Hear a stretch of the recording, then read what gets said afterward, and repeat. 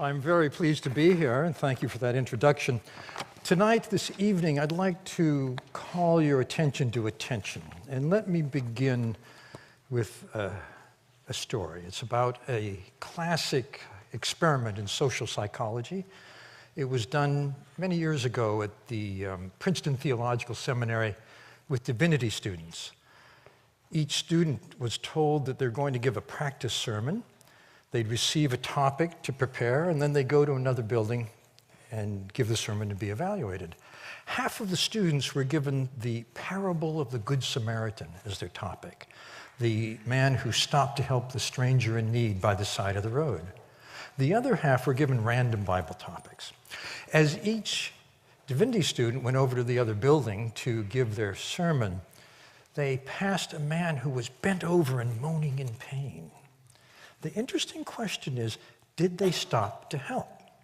The more interesting question is, did it matter if they're pondering the parable of the Good Samaritan? What do you think? Didn't matter. Made no difference at all. What mattered was how much time pressure people felt they were under. And this is more or less the story of our lives. There's a spectrum that runs from noticing the other person, to tuning into the other person, to empathizing and understanding what's going on with them. And then if they're in need and there's something that we can do, compassion and maybe helping them. But if we never notice in the first place, we never go down that road. And this is the problem with attention today. It's under siege. I think the moment I knew we were in trouble was a while back before I started writing the book, Focus. I was on my way to a meeting. I was driving. I live out in the country in New England. I was late, but I was wanting people there to know I was coming. So as I was driving, I was texting them on my way. That's rather horrible because it turns out, as I read not very long after that texting while driving is the same as drinking while driving. It's really bad. In fact, in my state, it's outlawed now. Another thing I've noticed is when I was writing the book, I'd be kind of on a riff, really in flow, writing well, then I'd have to look something up. So I go to Google Scholar. I love Google Scholar because it gives you access to the academic database. So I open my web browser, and my web browser presents me with the news of the day. And I'm a news junkie. So all of a sudden, I start reading news stories, and before I know it, I've been lost. 15, 20 minutes has gone by before I realize that, oh, I was supposed to be looking that up. And today, we're all in the same boat, in that the tools that we use, our computer, our phone, and so on, are also devised to interrupt us, to seduce us, to draw our attention from this to that. And usually under that is trying to sell us something, a pop-up ad or whatever. But attention is besieged in a way that has never been true before. When I was going around to publishers and telling them I wanted to write about attention, one publisher said to me, "That's wonderful. We'd love to have that book, but could you keep it short?" So what happened to us? In 2007, Time magazine, a major American publication, had a small article that said there's a new word in the English language. The word is pizzled. It's a combination of puzzled and pissed off. And it refers to the moment when you're with someone who takes out their BlackBerry and starts talking to someone else and ignoring you. In 2007, that was unusual. But the word pizzled has died with the BlackBerry because now that's the new social norm. You go out to a dinner, very romantic restaurant, you see a couple together, and they're both looking at their phones instead of into each other's eyes. Something has happened to us. In 1977, Nobel Prize winner Herbert Simon wrote, very prescient, he said, "Information consumes attention. Hence, a wealth of information creates a poverty of attention." I think we've entered a time when we're in danger of intentional impoverishment. And the signs of it are more than, a couple looking at their phone instead of into each other's eyes. The other day I saw a mom holding a little toddler, and the toddler's trying to get her attention, and she's busy texting. She's just not available. And, of course, dad's the same story. I was on a vacation island last summer, Martha's Vineyard, off the coast of New England, and I was taking a taxi from the ferry to my house, and I happened to share it with 7 sorority sisters, college students, who were going for a weekend together. And we got in it was a shared taxi, a big van, and we got in the taxi, and within a minute or two, every one of the sorority sisters was staring into a screen, iPhone, iPad, but they weren't talking to each other. And I think this is a real loss. The ingredients of rapport are 3. The first is full mutual attention. From that full attention comes a second ingredient. It's a nonverbal synchrony. If you look at 2 people who are really in rapport, really connecting, if you were to make a video of that and watch it in silence, the 2 bodies look as though they're choreographed. This is something that's managed by a category of brain cell called oscillators. Oscillators govern how we respond to someone else, how we respond to physical objects. Oscillators are very important for the survival of the human species. Consider this. At the moment of a first kiss, they determine the velocity at which 2 skulls come together. And if they get it wrong, it would be the end of the species, I'm sure. The third ingredient, after the full attention and the nonverbal synchrony, is that it feels good. It's a rather pleasant, joyous state to connect with someone that well. These are the moments in our lives that are the richest, that really matter. However, recently there was an article in the Harvard Business Review called The Human Moment. It said, if you want to have real connection with someone, and if they come into your office, remember this: turn away from your screen, ignore your phone and every other device, stop your daydream or whatever's on your mind, and pay full attention to the person in front of you. I find it sad that we have to have an article in the Harvard Business Review to tell us something like that. But it has come to this, because attention is a rarer and rarer commodity, but it's a very precious commodity. I think the time has come for us to take an active stand in our lives and fight back against this subtle onslaught. I know a couple, for example, who, when they come home, have a pact that they'll put their phones in a drawer. They won't look at them for the evening. There's a new way of getting together. I don't know if this has happened here in the UK, but in the States, for example, when people get together for dinner, everybody takes their phone out, puts it in the middle of the table, and the first person that reaches for their phone before the bill comes has to pay the bill.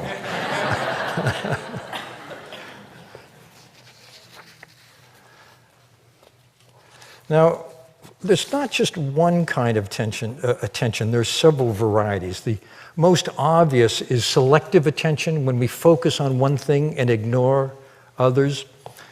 There are 2 main kinds of distractors, 2 general classes. One is sensory distractors. So if you're looking at me, you're probably not noticing this whiteboard here, right? That's relatively easy. The tough one is the second category. It's emotional distractors. Our emotional distractors are extremely powerful. They're thoughts about that conversation that didn't go so well, the tiff I had with my partner this morning, mostly relationship concerns, things that have upset us. So the more focused we are, the better we do at anything. It's rather obvious, but for example, a test of concentration among athletes predicts how well they'll do the next season. That's rather straightforward. And the less our mind wanders, or students' mind wander reading a text, the better we comprehend the text. However, it turns out, on average, while we're reading a book, our mind wanders about 20 to 40% of the time. I think it depends on the book. That particular study was done with Pride and Prejudice. If it had been done, say, with, I don't know, 50 Shades of Grey or Blink or whatever, it might have been different. But the point is that the more disrupted attention is, particularly for young people, the harder it is for them to grasp, to build the cumulative mental models that amount to mastery in any subject. There are basically three modes of attention I want to call your attention to. And here's a schematic. So this is generally the relationship between performance. Say this is high, this is low. And this is the horizontal line is brain activity, particularly levels of stress hormones like cortisol, adrenaline. And the relationship is very telling. It goes like this.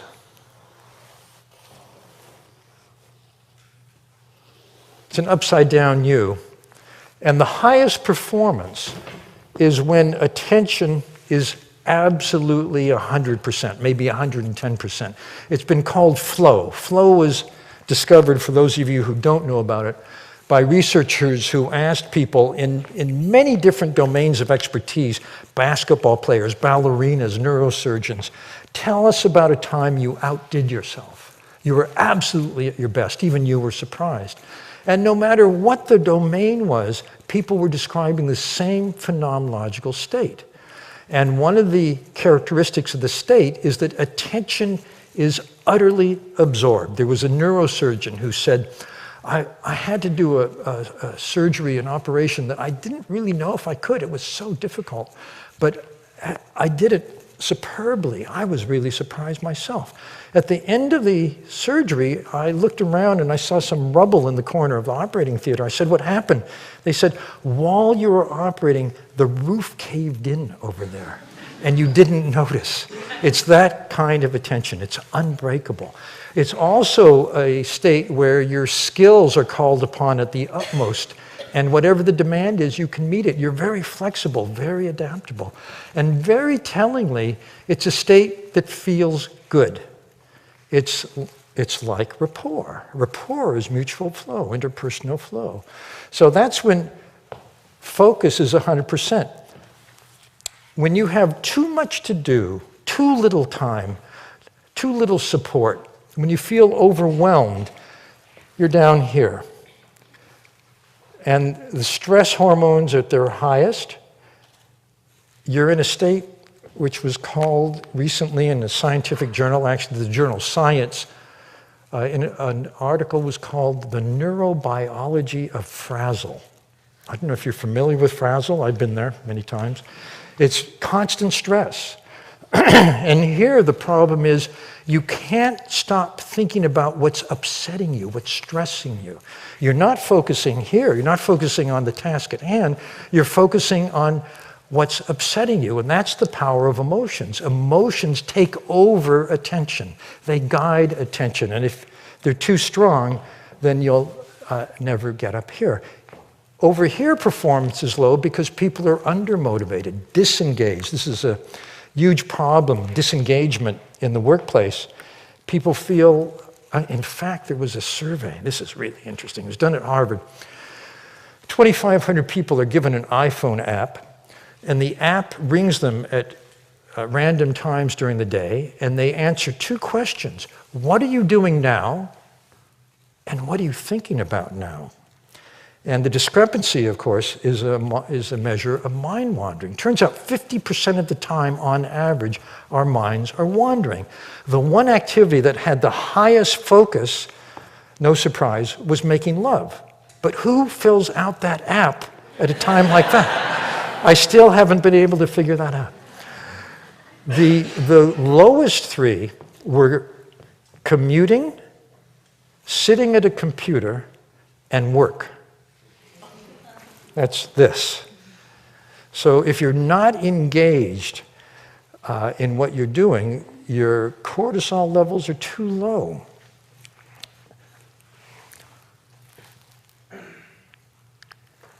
So I've been talking about focusing as though it were the only valuable kind of attention. But actually, mind wandering, which is the enemy of focusing, the term they use in brain science is they are anti-correlated. If your mind is wandering, by definition, you're not focusing, and vice versa. Mind wandering is absolutely essential for creative insight. The creative process demands that, first of all, you gather information, you focus on the problem, you really concentrate, and then you let go.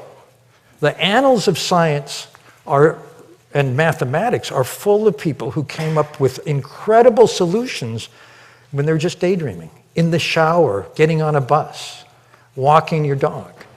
And that's because during mind wandering, we're able to make connections between remote elements in a new way that has value. That's the definition of a creative act. Of course, if you're going to execute, if you're going to put the idea to use, then you have to go back into focus. But mind wandering is extremely valuable. There's another level at which attention operates. This has to do with leadership. I argue that leaders need three kinds of focus to be really effective. The first is an inner focus. Let me tell you about a case that's actually from the annals of neurology. There was a corporate lawyer who unfortunately had a small prefrontal brain tumor. It was discovered early, operated on successfully. After the surgery, though, it was a very puzzling picture because he was absolutely as smart as he had been before, very high IQ, no problem with attention or memory, but he couldn't do his job anymore. He couldn't do any job. In fact, he ended up out of work. His wife left him. He lost his home. He's living in his brother's spare bedroom. And in despair, he went to see a famous neurologist named Antonio Damasio. Damasio specializes in the circuitry between the prefrontal area, which is where we consciously pay attention to what matters now, where we make decisions, where we learn, and the emotional centers in the midbrain, particularly the amygdala, which is our radar for danger. It triggers our strong emotions. They had cut the connection between the prefrontal area and the emotional centers. And Damasio at first was puzzled. He realized that this fellow on every neurological test was perfectly fine, but something was wrong. And then he got a clue. He asked the lawyer, when should we have our next appointment? And he realized the lawyer could give him the rational pros and cons of every hour for the next 2 weeks, but he didn't know which is best. And Damasio says, when we're making a decision, any decision, when to have the next appointment, should I leave my job for another one? What strategy should we follow going into the future? Should I marry this fellow compared to all the other fellows I married? Those are decisions that require we draw on our entire life experience. And the circuitry that collects that life experience is very base brain. It's very ancient in the brain. And it has no direct connection to the part of the brain that thinks in words. It has very rich connectivity to the gastrointestinal tract, to the gut. So we get a gut feeling. Feels right, doesn't feel right. Damasio calls them somatic markers. It's a language of the body, and the ability to tune into this is extremely important because this is valuable data too. They did a study of California entrepreneurs and asked them, how do you make your decisions? These are people who built a business from nothing to hundreds of millions or billions of dollars. And they more or less said the same strategy. I'm a voracious gatherer of information. I want to see the numbers, but if it doesn't feel right, I won't go ahead with the deal. They're tuning into their gut feelings. I know someone, I grew up in the farm region of California, the Central Valley, and my high school had a rival high school in the next town, and I met someone who went to that other high school. He was not a good student. He almost failed. He didn't graduate, came close to not graduating high school. He went to a 2-year college, a community college as we call them, found his way into film, which he loved, and got into a film school. In film school, his student project caught the eye of a director who asked him to become an assistant. And he did so well at that the director arranged for him to direct his own film, someone else's script. He did so well at that, they let him direct a script that he had written. And that film did surprisingly well. So the studio that financed that film said, if you want to do another one, we will back you. And he, however, hated the way the studio edited the film. He felt he was a creative artist and they had butchered his art. He said, I'm going to do the film on my own. I'm going to finance it myself. This was, everyone in the film business that he knew said, this is a huge mistake. You shouldn't do this. But he went ahead and he ran out of money. Had to go to 11 banks before he could get a loan. He managed to finish the film. You may have seen the film. It's called Star Wars. So George Lucas made a decision on the basis of his gut.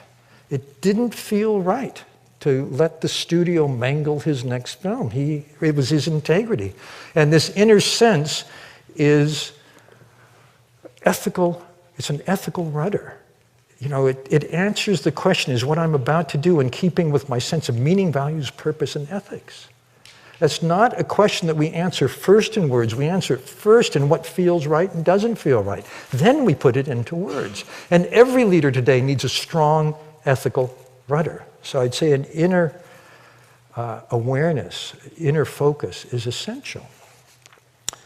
Then there's other focus, which is being able to read people, being able to tune in to a person. There are three kinds of empathy, and this is empathy I'm talking about. The first is cognitive. Cognitive empathy means I understand how you think about things, your mental models, how you see the world. What that means is I'm able to communicate with you in terms you really understand, you really resonate with.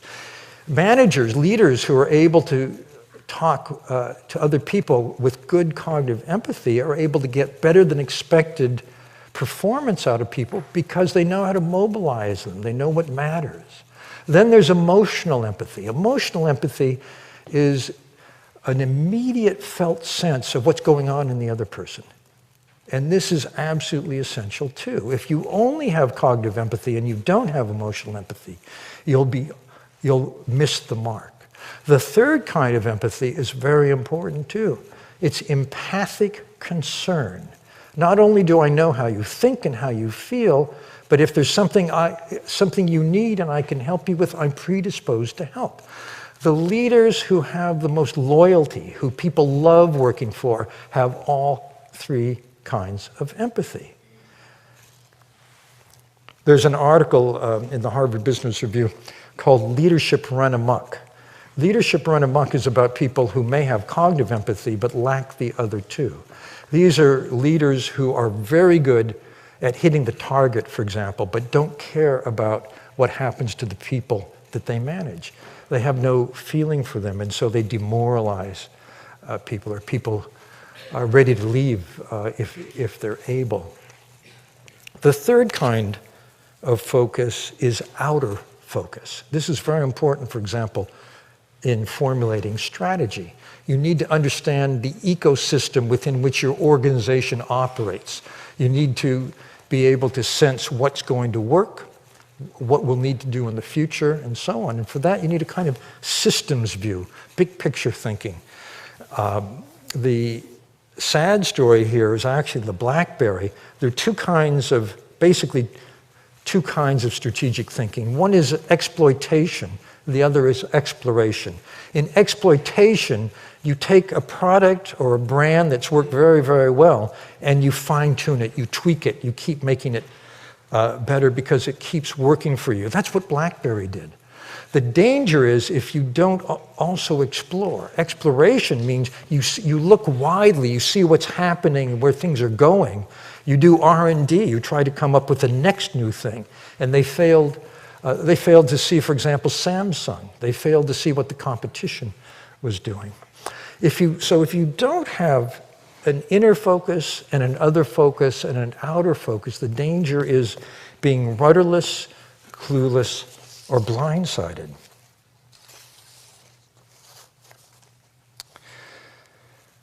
Attention is a mental muscle.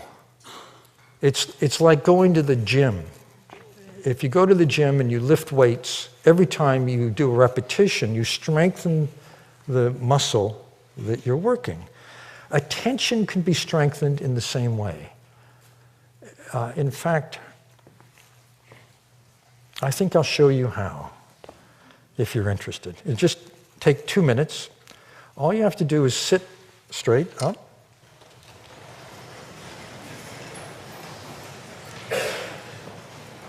Close your eyes and bring your attention to your breath.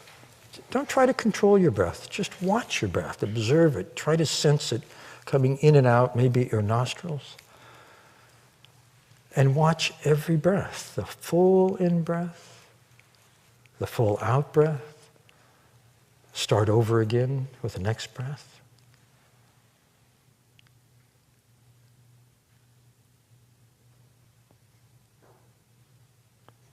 And just start again with the next breath.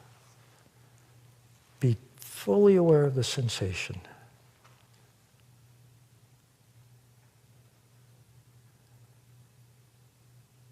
And if you find that your mind is somewhere else, bring it back again and gently restart.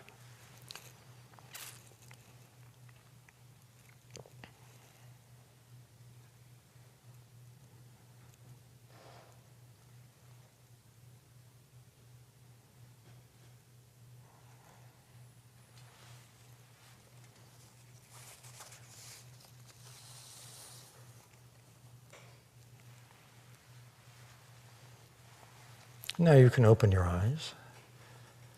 Did anybody notice their mind wandering? Did anybody bring it back? That's the rep.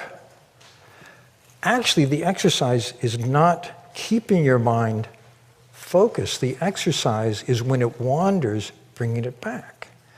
That's what strengthens the connectivity in the attentional circuitry. This is a study that was done at Emory University. And this is a basic muscle of mind. What's interesting to me is that we don't exercise it, typically. We depend on externals to grab our attention. In fact, our economy, in a sense, is built on the grabbing of attention. Habituation is what the brain does when it sees the same old thing day after day after day, walking the same way to work or whatever it is. You don't see it after a while. The brain economizes on attention. Orienting, on the other hand, is opening up.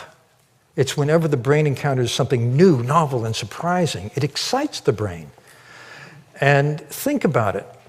Every season, there's a new fashion. Well, what is a new fashion? It's actually a minor variation on a basic product. Every year, there's a new car.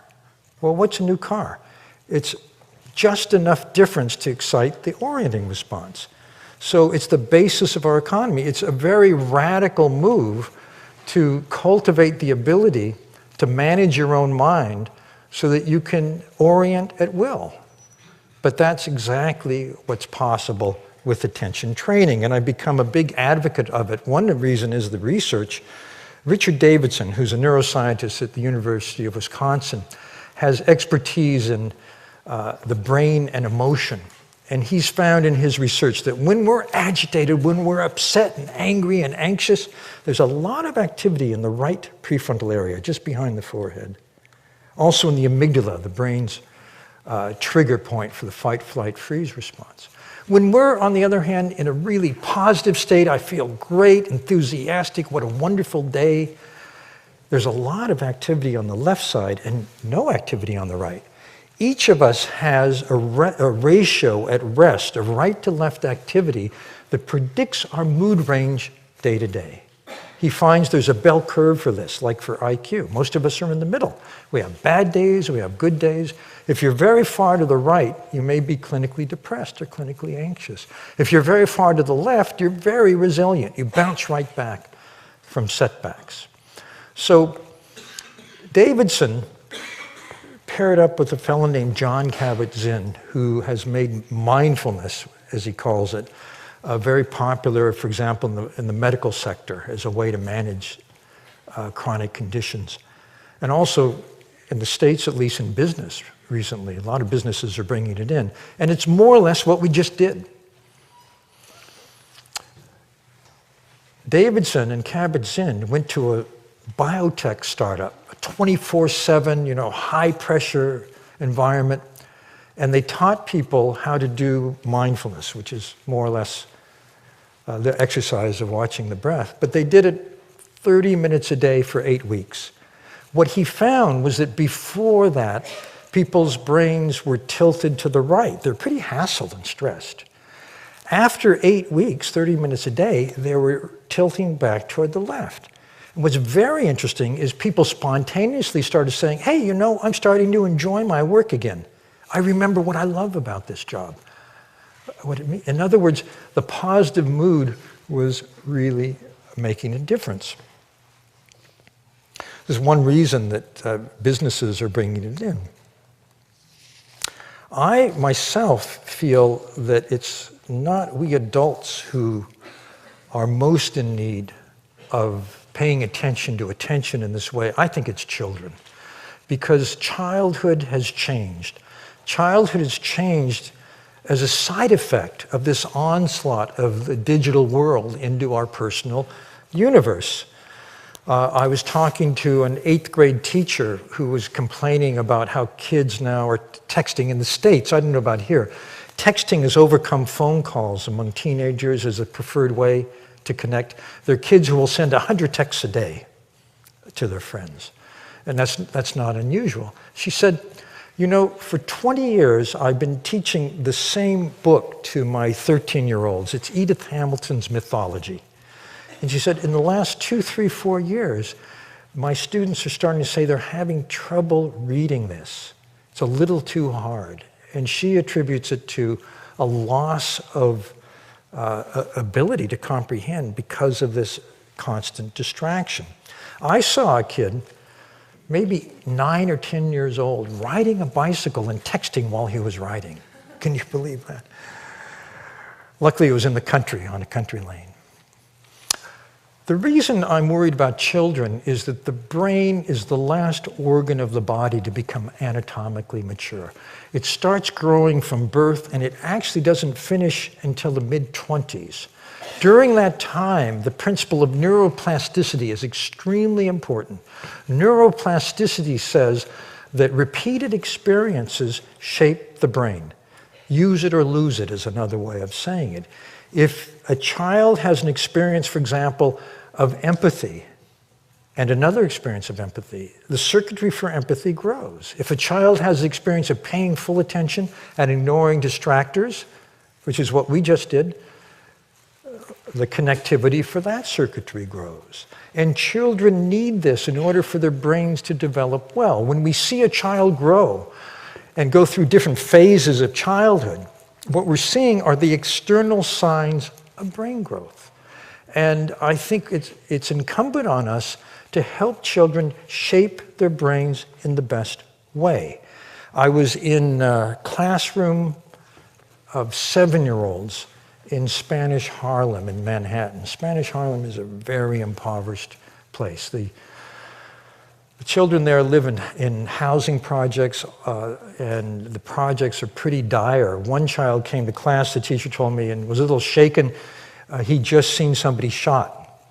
And the teacher said, how many of you know someone who's been shot? Every hand went up.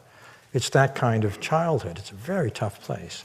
And I happened to be there to watch something called Breathing Buddies. Every day, this classroom, all the kids have a session where they go to their little cubbies and they get a favorite stuffed animal and they lie down on a rug on the floor. They put the animal on their belly and they watch it go up with the in-breath and down when they breathe out. And they count 1, 2, 3 on the in-breath, 1, 2, 3 on the out-breath. And they're doing exactly what we just did. They're strengthening the capacity, the mental muscle of attention. There's something else, there's a twofer here, because the same circuitry also calms stormy emotions. The ability to manage emotions is inextricably linked with the ability to pay attention. And the teacher said, you know, one day because of a scheduling problem, we had to skip this, and the class was chaotic. The class was chaotic. So it makes a huge difference for these kids. I've long been an advocate of what's called social emotional learning. Social emotional learning takes the emotional intelligence components, self-awareness, managing your inner life, empathy, handling relationships, and makes it part of the curriculum. Not in a way that takes away from academics, but in a way that enhances children's ability to handle themselves and their relationships. And children's relationships, if you're a parent, I don't need to tell you this, but from puberty on, before puberty, the most important relationships in a child's life are family. After puberty, forget family, it's other kids. And the melodramas of childhood, they didn't invite me to the party, whatever it means, capture attention. Those are emotional upsets. The more you can manage those upsets, the more attentional capacity you have to hear what the teacher is saying. One of the things they do in these classes, in these programs, I've seen this in New Haven in a neighborhood very similar to Spanish Harlem. There's a poster on the wall of every classroom. It's a stoplight, a traffic light, red light, yellow light, green light. It says, when you're upset, remember the stoplight. Red light, stop, calm down, and think before you act. Well, stop says you have a choice. Calm down means you can manage your inner turmoil. Think before you act is a very valuable lesson because it says you can't determine what emotions you're going to have. Our emotions come unbidden. But once you have them, you can stop and think what you're going to do. In fact, one definition of maturity is lengthening the gap between impulse and action. Yellow light, think of a range of things you could do and what the consequences might be. Green light, pick the best one and try it out. This is a lesson in what's called cognitive control. Some of you may know about the marshmallow test. It's a rather legendary study in psychology. 4-year-olds at Stanford University are brought into a room one by one, sat down at a small table, big juicy marshmallow put in front of them. The experimenter says to this 4-year-old, you can have the marshmallow now if you want, but if you don't eat it till I come back from running an errand, you can have 2 then. Then she leaves the room. This is a predicament that tries the soul of any 4-year-old, I assure you. I've seen video on it.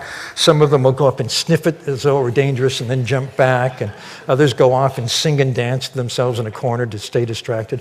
About a third of the kids can't stand it. They just grab it and gobble it down on the spot. And another third or so wait the endless 10, 12 minutes until the experimenter comes back and they get the 2 marshmallows.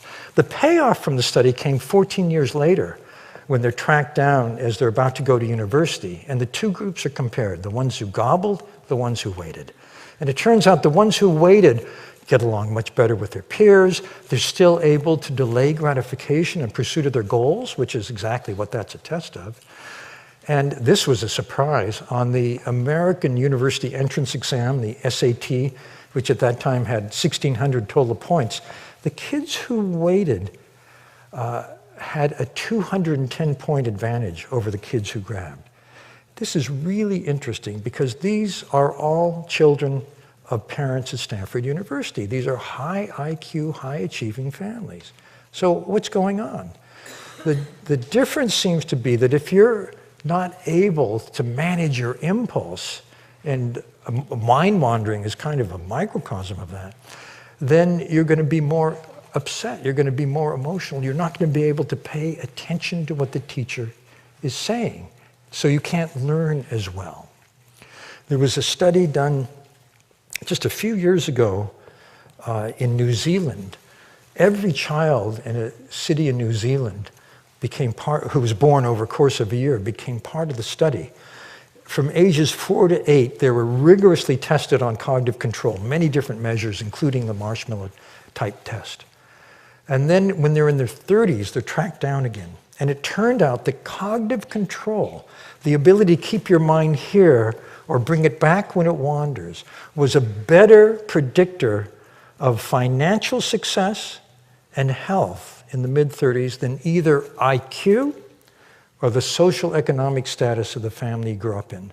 It's a completely independent factor. In fact, the people who did the study argue that we should be teaching this ability to children in order to level the playing field.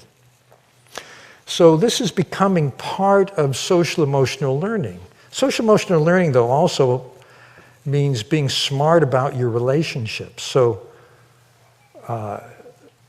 here's something that happened in New Haven among 11-year-old boys. They're going to play what we call soccer. I think you erroneously call it football here, is that right? So these kids were 3 boys going to play soccer. The first kid is kind of pudgy, not very athletic. And the 2 kids behind him are very good at soccer, very athletic, and they're making sarcastic remarks to this first kid. And one of the other kids says to this first kid, the big sneer, "Oh, so you think you're going to play soccer?" And the pudgy kid stops, takes a deep breath as though to brace himself for the confrontation ahead. This could easily lead to a fight in this school. Turns around and says, "Yeah, I'm going to try to play soccer. I'm not very good at it. What I'm good at is art. Show me anything, I can draw it really well. But you're fantastic at soccer. Someday I'd like to be as good as you are." And at that, the other kid just melts, comes up, puts his arm around and says, "Oh, you're not so bad. Let me show you a thing or two." That was no accident. That is called a put-up. That boy learned it in his SEL. It's a way to handle put-downs, which is a very big problem in the early teen years.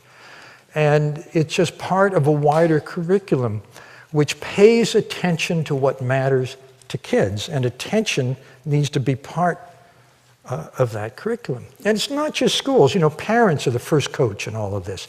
When you pick up a baby who's crying and soothe her, you're actually teaching her how to soothe herself. When you point out to a toddler, you know, when you did that, it made your friend feel bad, that's a lesson in empathy. So it's, you know, the lessons in attention, in emotional intelligence, start very, very early in life.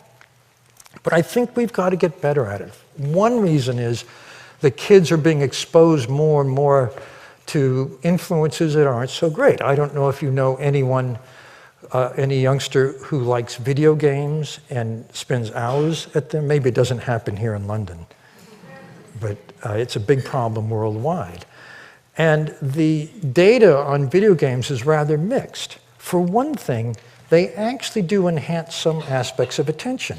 If you're a kid who likes to play fighting games, you know, battle games, and you have to be constantly on the lookout for the enemy who might pop up and kill you, it's very good for enhancing vigilance. You could be a very good air traffic controller, for example. However, it also means that if a kid happens to bump you in the hallway, your first thought is that he has a grudge against you. You get a bias toward hostile attribution. So the video games that we have now are rather mixed, but there's a new generation coming along which is using findings from cognitive science. There's one called Tenacity that I had my 4 grandchildren play, ages 7 to 13 at the time. In Tenacity, you have an iPad. Every time you breathe out, you tap the screen. On the 5th out-breath, you tap it twice. If you do that, you get a visual reward, you know, flowers blooming in the desert. As you do it more and more, it gets harder and harder. So basically, what it's doing is training attention, but in a way that keeps the attention of kids the same way that all the other video games do. There are other things that we could be using. You know, the media generally, and I say this as a reformed journalist, the media gives us a very toxic view of the world. Most of the news we get is about disaster, threats, horrible things happening to people. It's news for the amygdala. The amygdala is a very primitive part of the brain that wants to know what are the dangers. However, if we were to take on any given day all of the acts of kindness performed around the globe, you know, a mom feeding her kid is an act of kindness. and we'd put it on one scale, and then we'd take all the atrocious acts and put them on another scale, the acts of kindness would far outweigh those of meanness. But we don't get that sense of the world looking through a media lens. But we can use the media better. One example I like is Sesame Street. If you have a toddler, have had a toddler, you may have watched Sesame Street. Sesame Street, I found when I visited Sesame Workshop, is actually a very sophisticated operation. The day I went there, the script writers were meeting with 2 cognitive scientists. They're actually meeting about cognitive control, because Sesame Street segments turn out to be lessons based in science, wrapped in entertainment. One of the things that segments that aired this season is the Cookie Connoisseur Club. I don't know if you're familiar with Cookie Monster. Cookie Monster is one of the stars of Sesame Street, and he loves to gobble cookies. But Alan, who runs a store on Sesame Street, decided to start a Cookie Connoisseur Club, very much like a wine connoisseur club.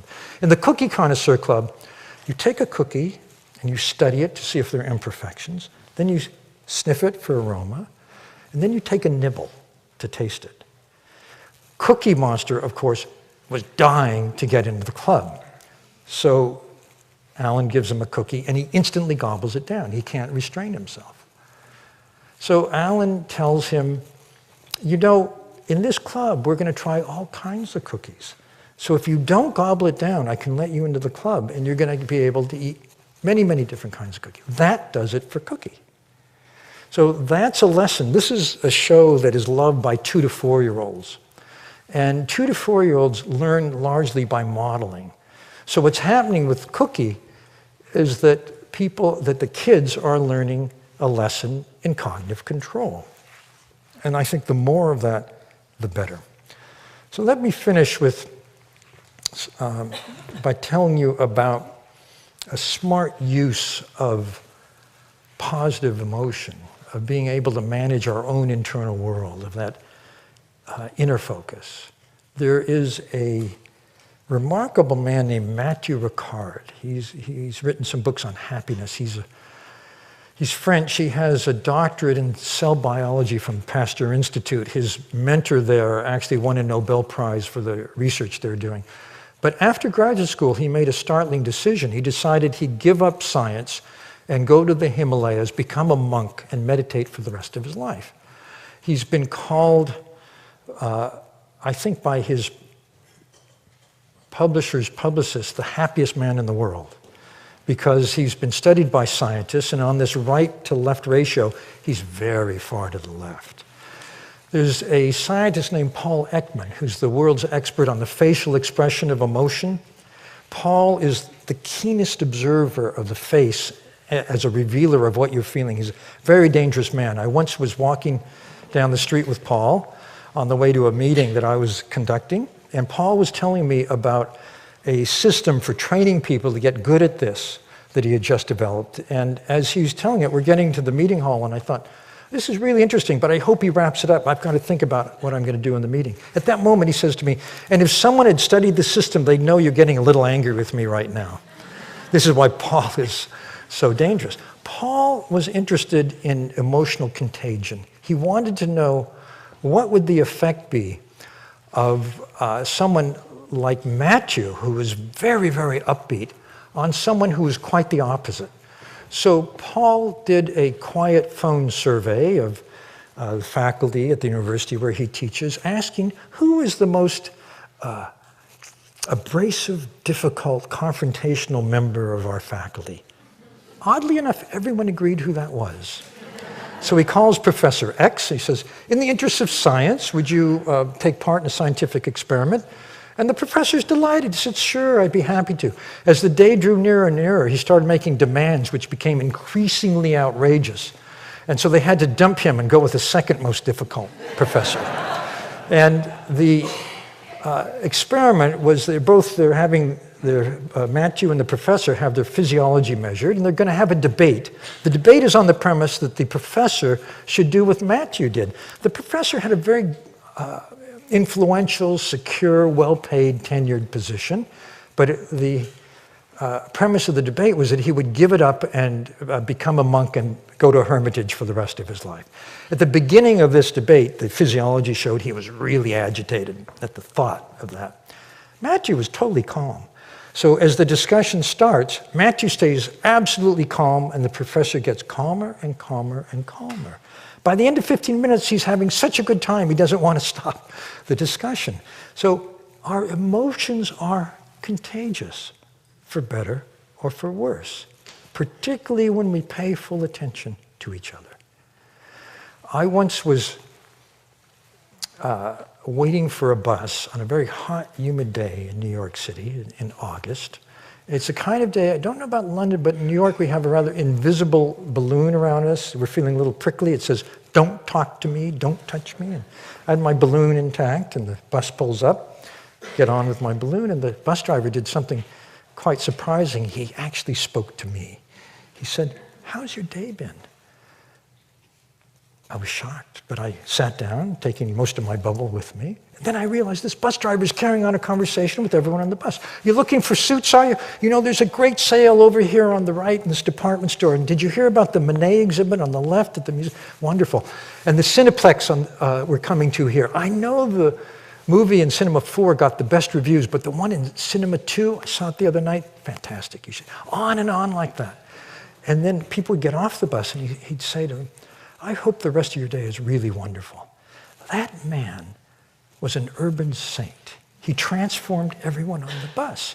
He was sending ripples of good feeling through a city that sorely needed it. And I think the bottom line is, you know, you don't have to go to the Himalayas for decades. We all can do that in our lives if we pay attention. Thank you very much.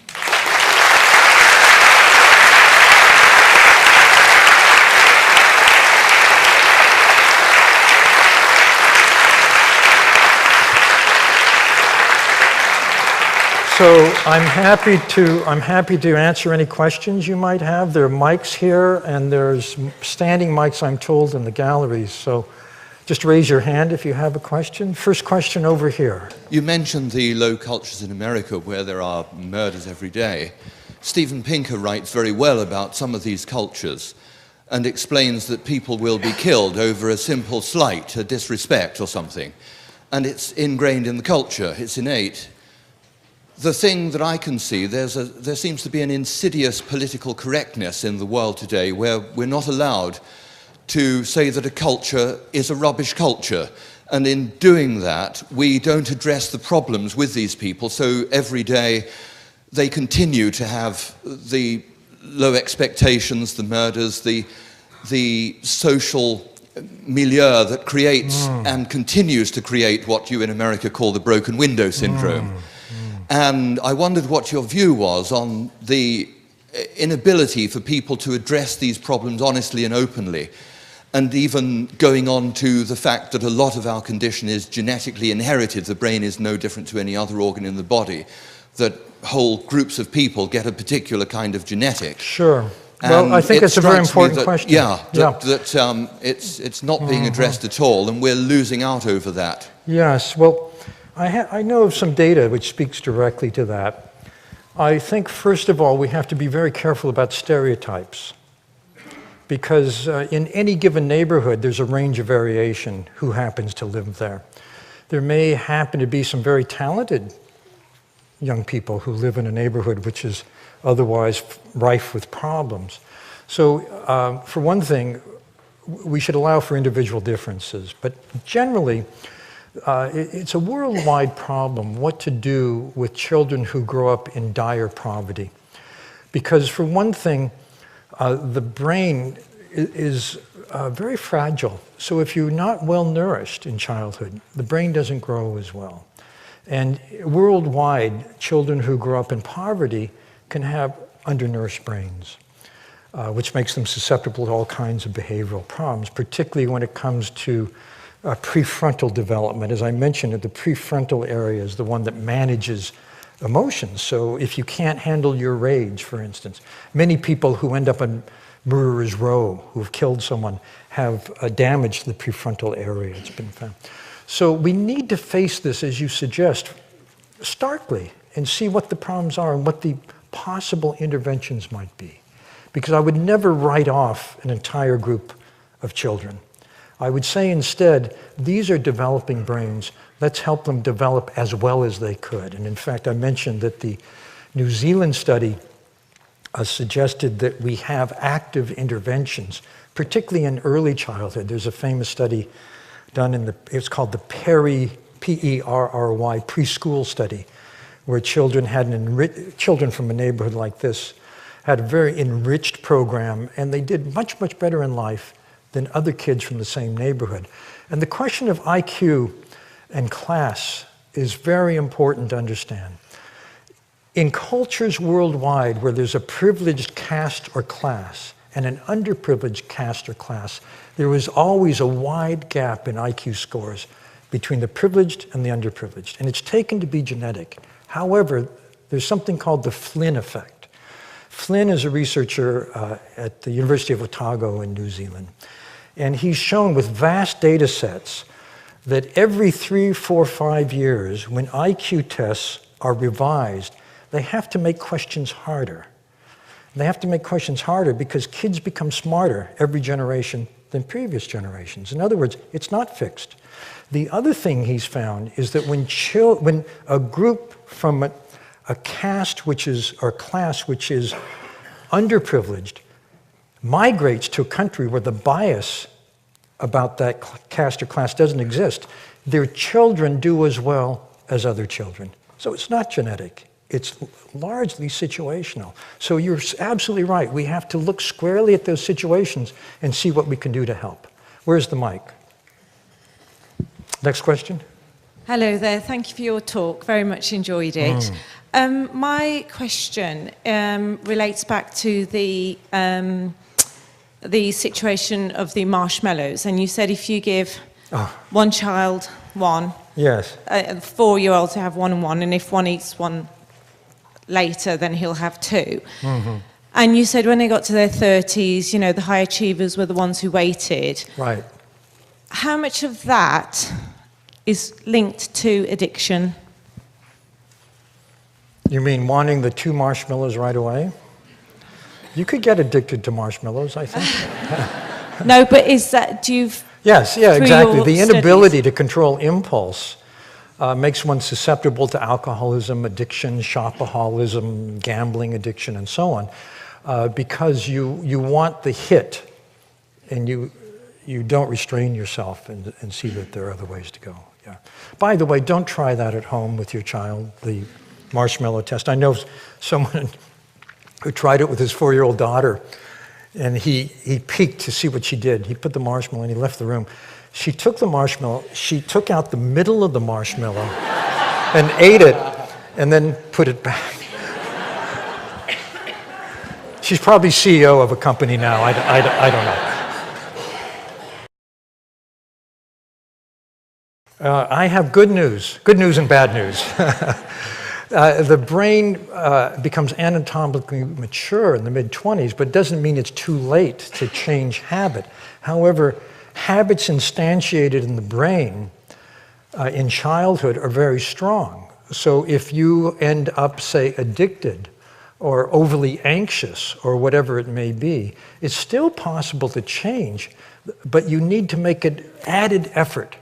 And the reason is that you have to practice the new, healthy, better behavior over and over because you've practiced the bad way 10,000 times. You know, you've done it over and over, and the circuitry is so strong. But here, cross your arms. This is what a habit feels like. Now cross them the other way with the other arm on top. That's what it feels like to change a habit. It's a little weird at first, that's strange. But if you make the effort and keep making the effort at every naturally occurring opportunity, what happens is the neural connectivity for the new pathway gets stronger and stronger until at some point you pass a developmental landmark, a neural landmark, where you do the new habit, you perform the new habit, effortlessly without thinking about it. It becomes automatic. And what that means is that the connectivity for the new habit has now become stronger than the old one. It's the brain's default choice. But it takes work, it takes more work.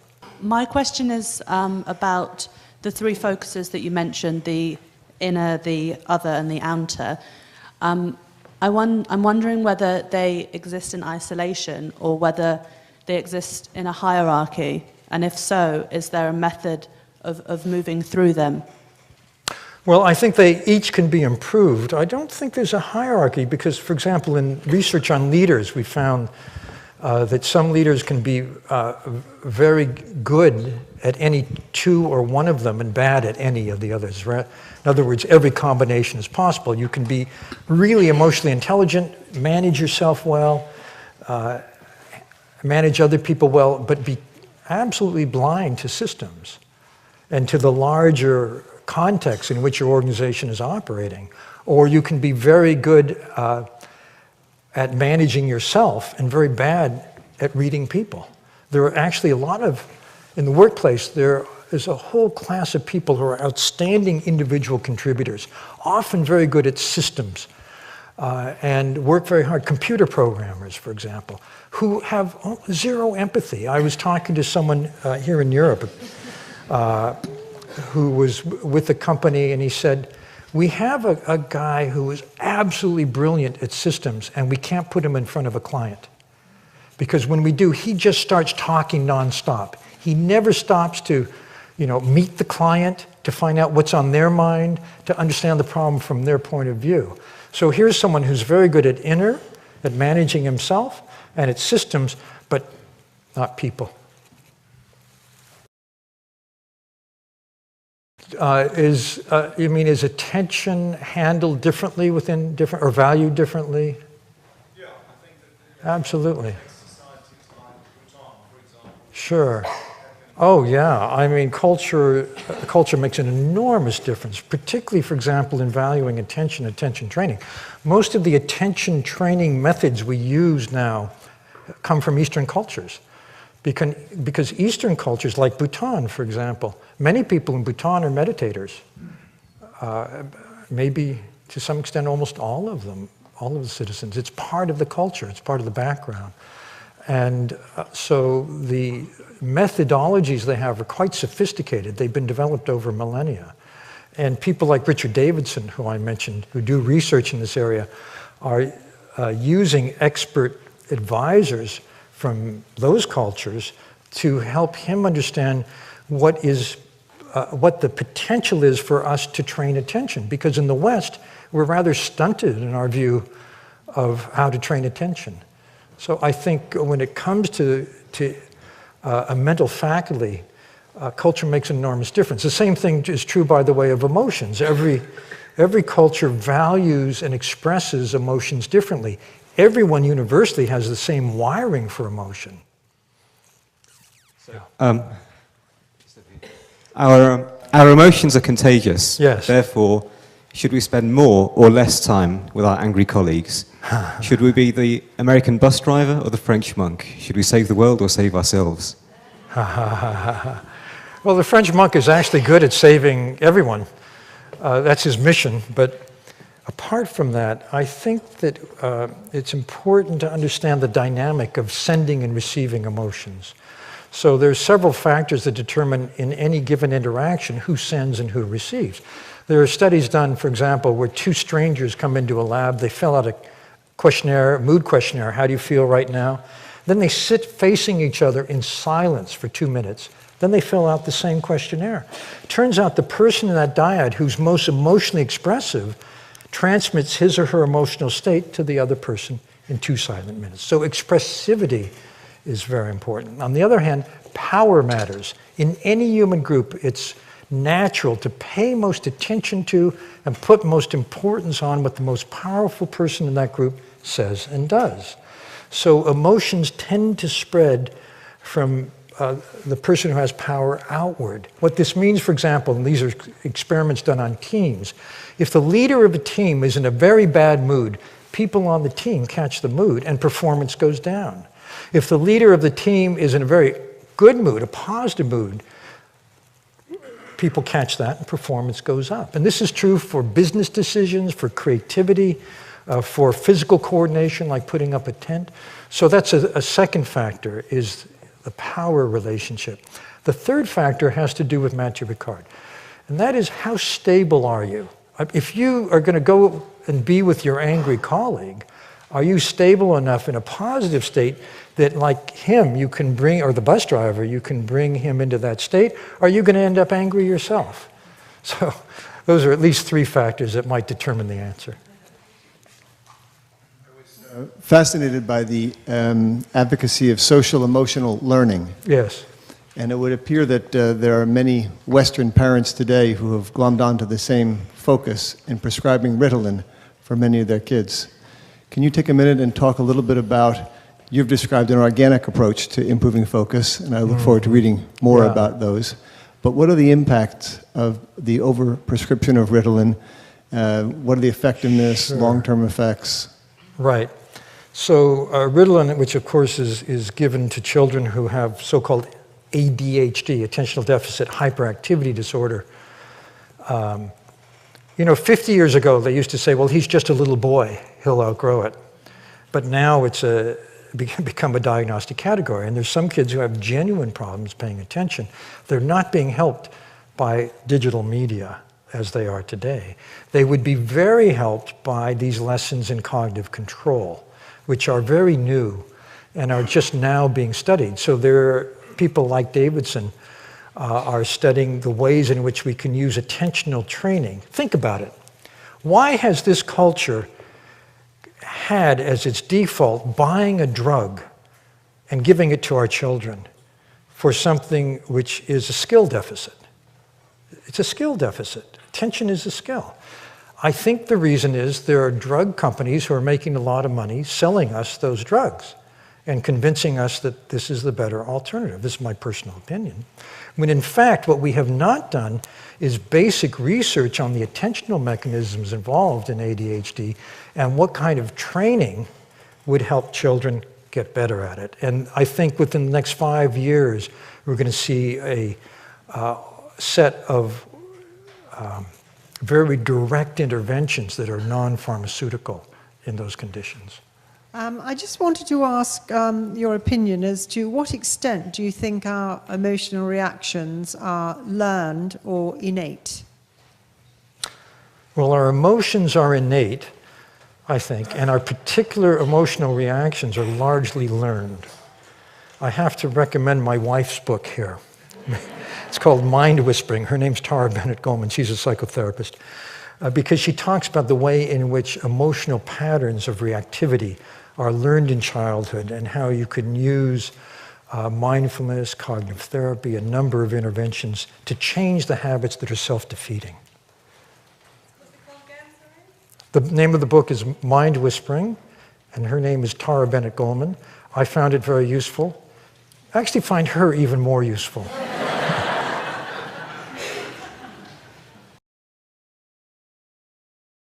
Actually, there's data on that. If you're a pessimist, can you learn to be an optimist? And there's research done by a fellow named Martin Seligman at the University of Pennsylvania, who developed a field called positive psychology. He developed the field because psychology for 80 years only studied pathology. So there was a problem. We hadn't noticed that there was a positive spectrum of emotion and experience. But at any rate, Seligman took kids who were prone to depression. It turned out that they tended to be pessimists and to see if they had something that didn't work out or a setback in life, they'd say, it's because of me and I'll always be like that. And he taught them to think differently. Well, it was the circumstances can change and I can do something to change them. It's a more optimistic outlook. And he found that actually after about a year, their thinking patterns had changed. But it's what I said, as with any such behavior, we have to keep at it and keep at it at every naturally occurring opportunity and catch ourselves when we go back to the old pattern. So yes, optimism can be learned. I actually know the the gentleman who invented cognitive therapy. Cognitive therapy looks at our thinking, distorted thinking patterns, and helps us see more realistically, and it's very effective for depression. His name is Aaron Beck. He's 93 now. He had a terrible accident that put him in a wheelchair, and happened to speak to him after that, and he was very upbeat. He's one of the most optimistic people I know.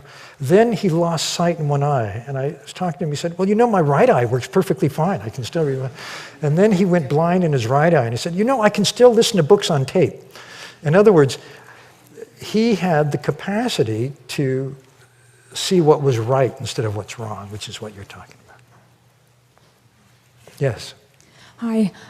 I just had a question about the performance graph that you have there. Yes. You mentioned two extremes. You have the unmotivated, Yes. low performance end, and then you have the frazzle end. Yes. What can you do if you're one of those types of people? What can how we do? How can you improve your What we performance? can do with this type of person and with this type of person. Yeah.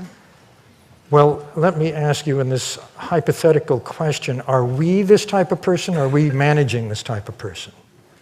Or a friend of this? Who are we? Are we the person? A friend of this type of person. We're a like friend an of this type. undermotivated. Okay.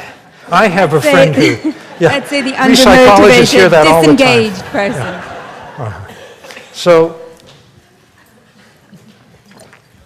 what the person needs who is under-aroused, who's disengaged, is involvement to get more motivated, more passionate, more engaged. And there's a literature now on something called good work.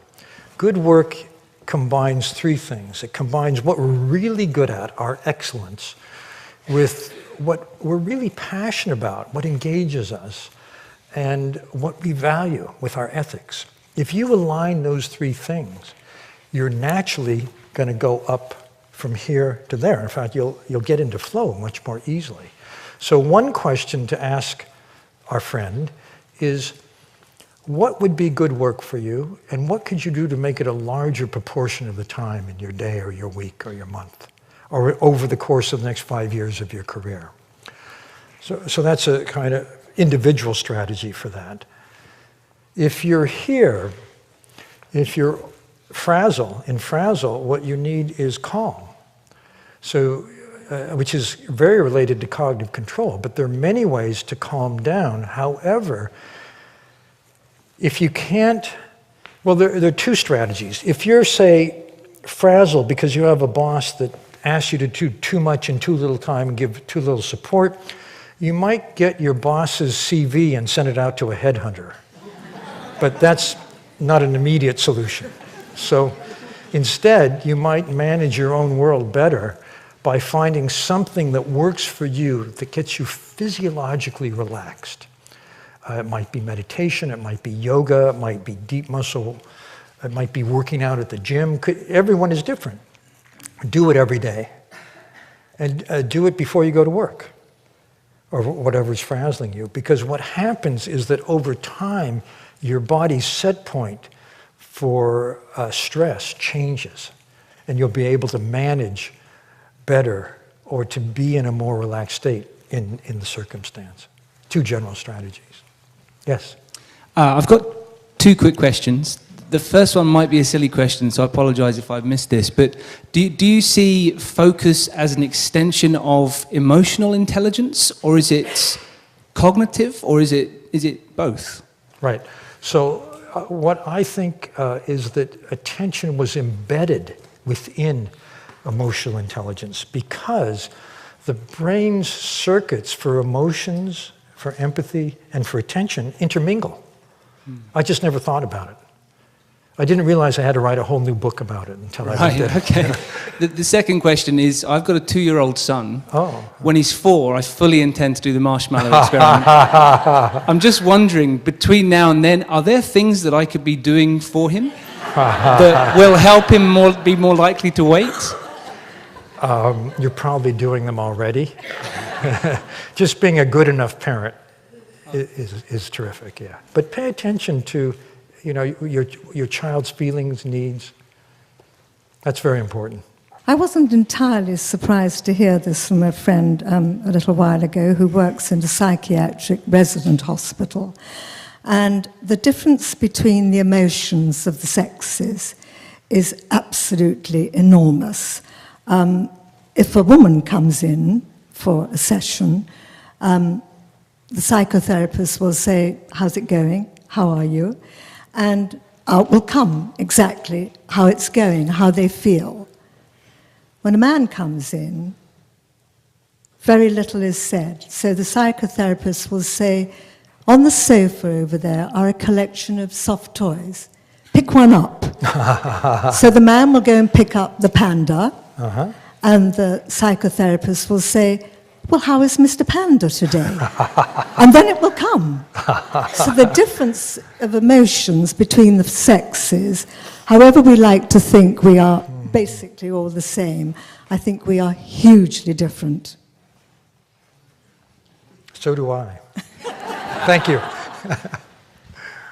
Well, I just wanted to make a response to the gentleman with the 2-year-old, Oh, because I good. have 3 children, and I'm sure that if all 3 coming out of exactly the same environment probably would react very differently to the marshmallow test. So that goes back to my question, is it learned or innate? And I think often that some people just have a natural emotional intelligence. Oh, yes. I didn't answer your question. The answer is it's both learned and innate, in that each of us is born with a particular range of set points in the brain chemicals that manage emotion.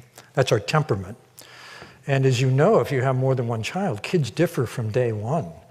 On the other hand, epigenetics tells us that it's not the genes you have, it's which genes turn on and off that will make the lasting difference. And the behavior in a child is very malleable. So if a child is very impulsive, that child can learn cognitive control. If a child is too constricted, that child could learn to loosen up. There's data on children, for example, who are what are called behaviorally inhibited. This is work of Jerome Kagan at Harvard.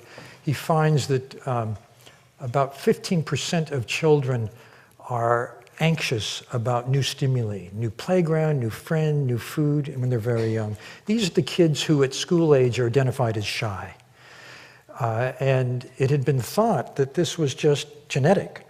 But what he realized when he followed a group of these kids was that some of them by school age weren't shy. And he looked at the parenting they got, and he found that the difference was this. If your parents identify you as she's shy and protect you, those are the children who don't change. If parents say to a child, well, you may feel a little timid about it, but go ahead and try it anyway. That child learns, I'll feel a little scared at first, but if I go ahead, I'm going to have a good time. And those are the children who don't end up shy. So it's a malleable mix of both. Yeah. And I think we've reached the end of our time. Yeah. Daniel, I think you've held our attention brilliantly. Please would you join me in thanking him for a really fascinating, stimulating talk. Thank you so much.